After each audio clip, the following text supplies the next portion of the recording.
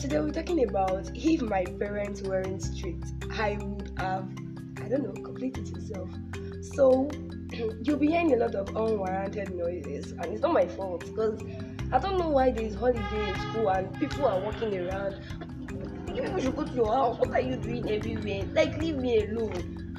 And I couldn't use my own stuff because yes, my neighbor decided to put on a generator to Nigerians.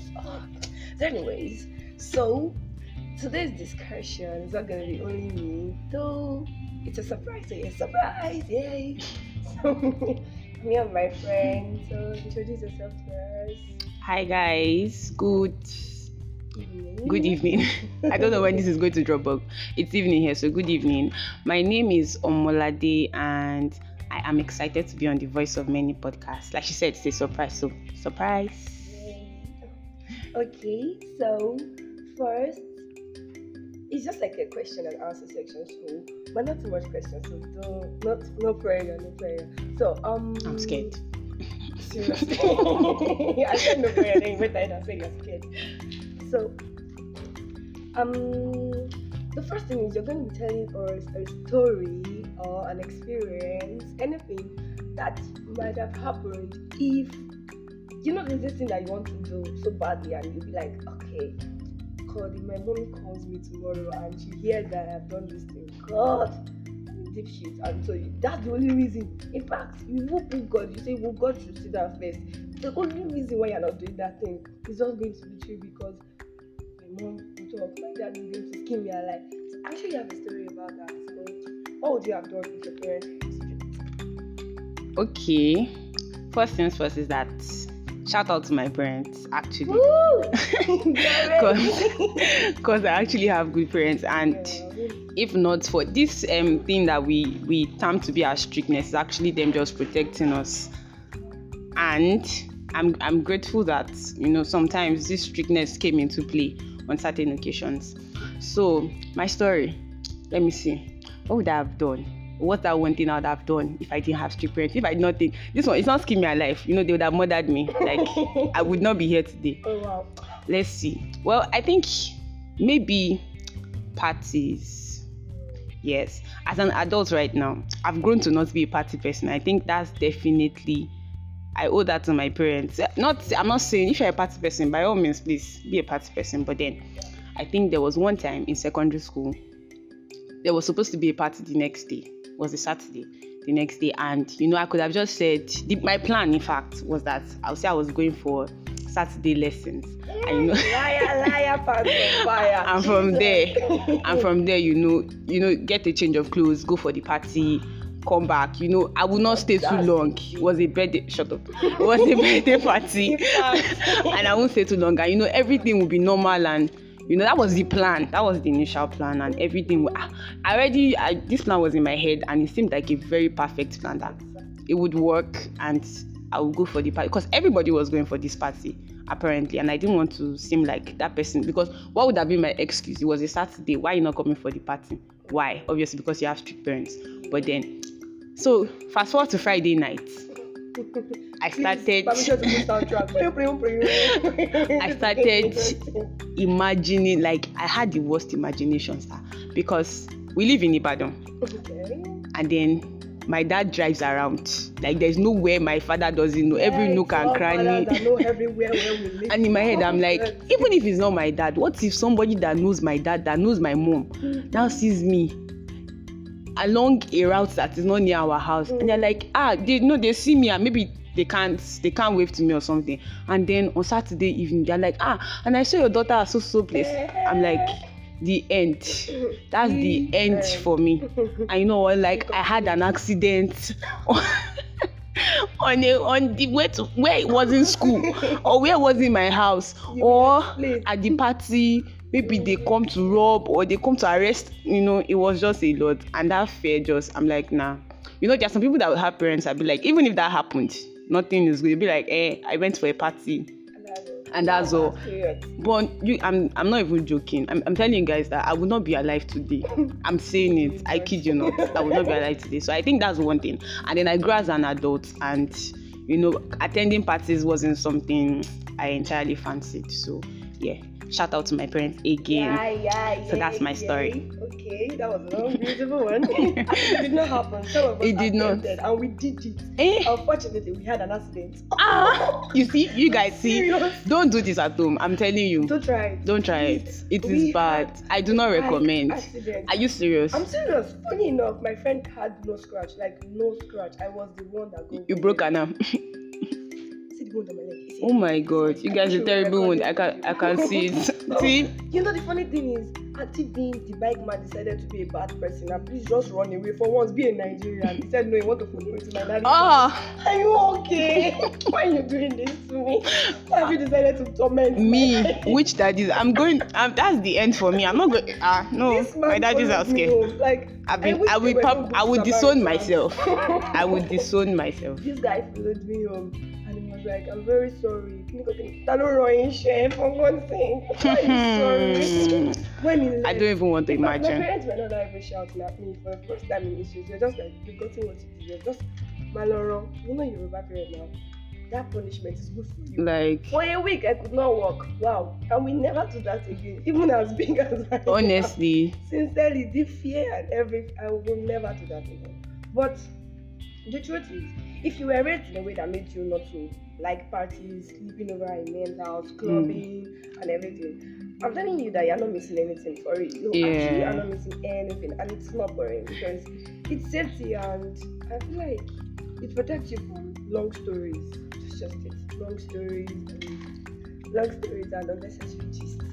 That's true. That's actually very true. And there's this stereotypical belief people go with strict parents and their children are always the most wayward one. Please, I don't understand that thing. I don't know if you've heard it before. What do they mean strict parents and their children are the most wayward one? Go hear me. I don't get it. Please, you have something to say because I don't say what is on my mouth. Like you said, the stereotypical, and I think the Nigerian or African system has, made us believe that if you have strict parents, it's like law of karma that your children are going to be bad, but that's not true. That's not true. We actually have kids. I myself, an example. I'm not wayward. I don't have a terrible past. I did not.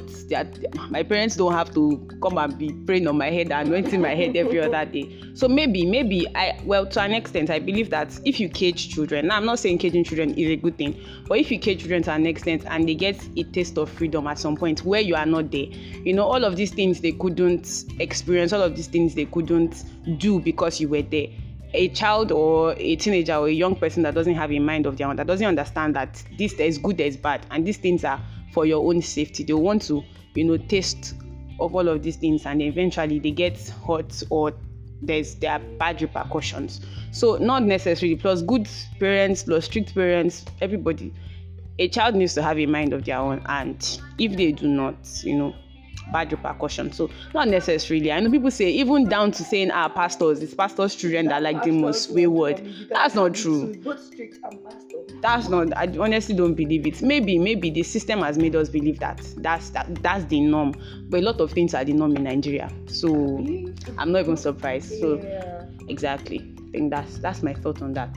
Okay, so shouting out to our parents, we're going to be sharing things that strict parenting has helped us with. Forming our religion. I'm glad my parents forced me to church because I did not have to choose or just figure out my religion on my own, and I'd be like, okay, I'm an atheist. I don't want to go to church. Right. I'm so glad because then if you don't pay offering or you use your offering money to buy biscuits, oh God, I don't want to say what will happen to you, but you know the rest. If you're a Nigerian, you know the rest. But if you're listening outside the country, God, you might not eat dinner or maybe lunch for that day because you're grounded. Yeah, definitely grounded. So I'm glad they actually forced us to church because then we were just natural church goers, but along the line we figured God out, and here we are.